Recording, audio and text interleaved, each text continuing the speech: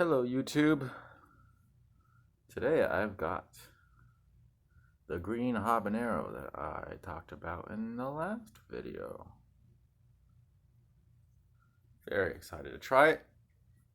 If you didn't see that video, basically a new uh, variant of habaneros popped up at my local market, and I got a couple. Most of them were like red and yellow swirled, and I tried it, and it was the best habanero I've ever had.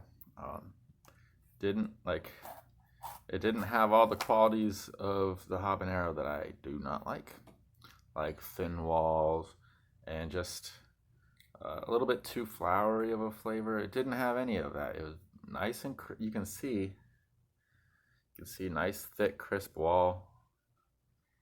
Smell smells way more like a I don't know, like a jalapeno versus a habanero. So it's got that bell peppery, classic pepper flavor, classic pepper, thick walls. But it does have the habanero flavor as well, just mixed in there. So I think it's really good. It's a lot better than any other habanero that I've ever had. So I'm excited for this because green habaneros are my favorite. So, so this should be good. Right, little guy? I'm trying to get him to talk. He usually talks. Let's see, hold on. Okay. Oh, he's talking, but he's not talking. If that makes sense. He's just moving his mouth. Oh, he's a good guy. Okay.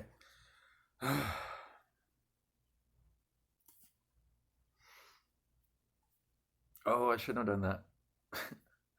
I just, oh, I just dug a spicy habanero finger into my eye, so that's building right now.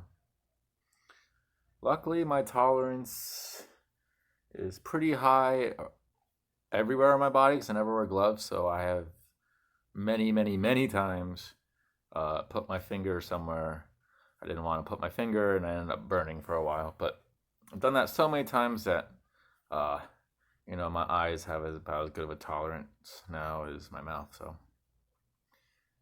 yeah, here we go. I'm stalling a little bit. Don't know why.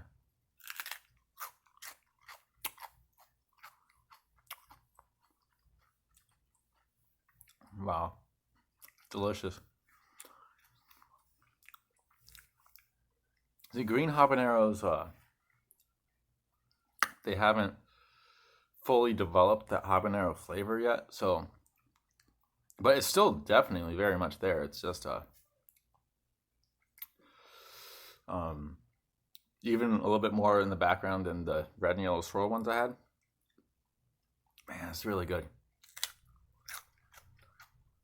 Also really hot, man. These big habaneros are very hot. I mean, habaneros are hot anyways. To this day, anyways, I have not gotten used to them. I know I've seen the upper echelon chili heads, um, like Johnny Scoville, UK Chili Queen, all of those guys and girls. Uh, I'm sure they could eat a habanero no problem. Probably not. I don't want to say not even feel it, but I mean, I've eaten so many super hots and still habaneros get me. I'm scared to eat this placenta right now. Very scared. I'm gonna do it, but I'm scared.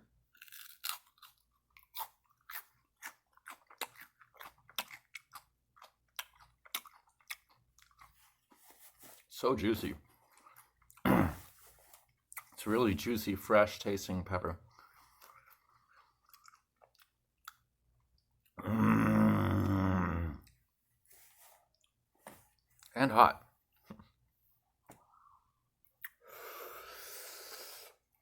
I'm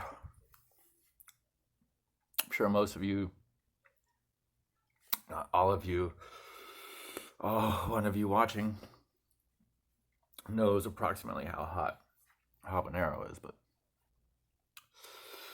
if you're not a chili head, if you've never popped a pod in your mouth before, and you go ahead and do this,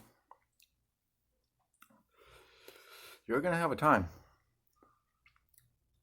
And the first time I popped a habanero in my mouth, a year and a half ago, I didn't know much about chilies. Didn't know you're supposed to coat your stomach beforehand with the proper foods. And I didn't know that water and milk does absolutely nothing. If anything, they just make it worse. So, popped a habanero. Immediately went for the water, almond milk, whatever the hell I had. Just making it worse and worse and worse. And then finally, when the mouth burden did go down, 15, 20 minutes later, I was left with an insane stomach burn. It was capsaicin cramps. And I had it for 3 hours. I was just crying in the bathroom, in the fetal position, didn't know what to do. And like, when you have those cramps, your stomach is literally like, just knots up. So you're not hungry. Like, consciously, food is the last thing that sounds good, but that's what you need. And luckily, after only or roughly 3 hours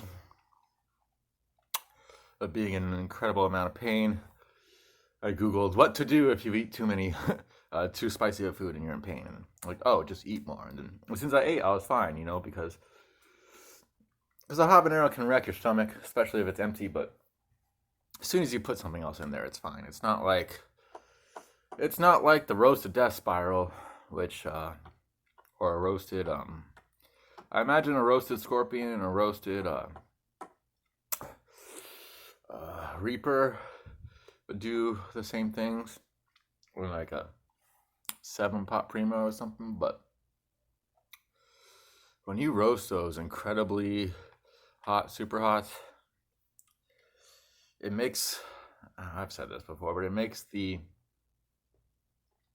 amplifies the stomach burn way more than anything else. And the mouth burn, it tends to not amplify, but just make it longer. But the stomach burn, it makes it worse, and it lasts longer. Like I had stomach burns for like a whole day, and the only only thing that helped was literally shoving handfuls of raw sugar down my mouth with like chocolate. Literally everything else made it worse, which was strange about that time. Because usually just about anything that isn't spicy will make it better, but not that time. So, got time to try. I can't even speak anymore. It's been a while since I've had super hot. It was like 4 or 5 days or something. And so my tolerance is probably slowly going down. And also, habaneros are just hot. For a long time, they were they were considered the hottest pepper in the world,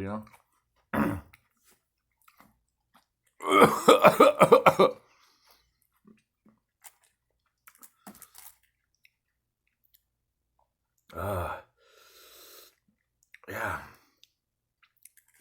it was delicious. Yeah, if you live near a Heinen's, which is unlikely, but if you live near a Heinen's, which means you live near Cleveland, highly recommend going to the store and picking up a couple of these fresh, big, giant, delicious, crispy, tasty, juicy habaneros. And if you live anywhere else, I recommend going to the market and seeing if they have them, because I'm sure Heinen's isn't the only place that got them in. So, yeah, be on the lookout in the habanero section, for habaneros that are literally like 10 times as thick as a normal habanero and 4 or 5 times as big, maybe even more. Much tastier, and probably a little bit spicier too. I'll say a little bit spicier. Not significantly so, but you'll notice it. You'll definitely notice it. So, that was my review of the light green habanero. I'm not eating the whole thing because that thing's huge. My stomach already hurts. So, yeah, flavor. Probably best habanero I've ever had. So, ranking it with other habaneros, it's like a 10. Ranking it with all other super hot peppers, probably like an 8.5, 9. And then heat.